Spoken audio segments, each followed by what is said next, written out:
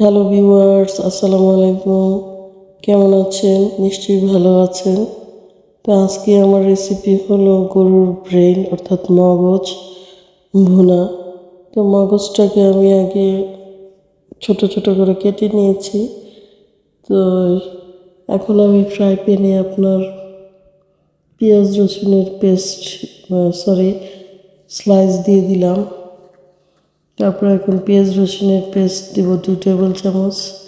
তেজপাতা দিয়ে গোটা মশলা দিয়ে এটাকে একদম ব্রাউন কালার করব। গোটা মশলা থেকে যখন আপনার সুঘ্রাণ বের হবে দেন আমি অন্যান্য মশলা দিব। মশলা যত সুন্দর করে কষানো হবে ততই তরকারিটা অনেক টেস্ট হবে, খেতে ভালো লাগবে। তো আমার বাসায় আমার মেয়েরা খুবই পছন্দ করে গরুর ব্রেন অর্থাৎ মগজ।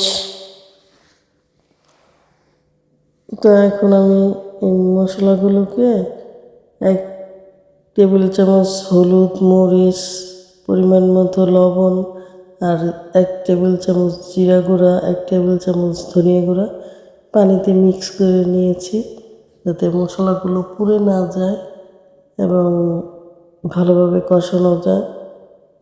ভিজিয়ে নিলে মশলার টেস্টটা খুলে আসে। ড্রাইতে হয় কি মশলার ঘ্রাণটা বের হয় না। তো যখন তেলটা উপরে ভেসে আসবে তখন আমি ব্রেনগুলো দিয়ে দিব। মগজগুলো আমি আগেই কেটে নিয়েছি ছোট ছোট করে। তো এখন দিয়ে দিলাম। দেওয়ার পরে এটাকে খুবই নাড়াচাড়া করতে হবে। তো এখানে আমি একটা গরম মশলা ইউজ করেছি, সেটা আমি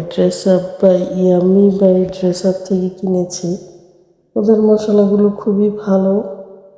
তো এখন ঢেকে দিয়েছিলাম। তারপরে নাড়াচাড়া করার পরে একদম যখন পানিটা শুকিয়ে যাবে দেন তখন আমি কাঁচামরিচ দিয়ে দিব 4-5টা আর গরম মশলা দিয়েছি 1 চামচ দিয়ে ভালো করে নেড়ে চেড়ে একেবারে পানিটা একদম ড্রাই করে ফেলবো।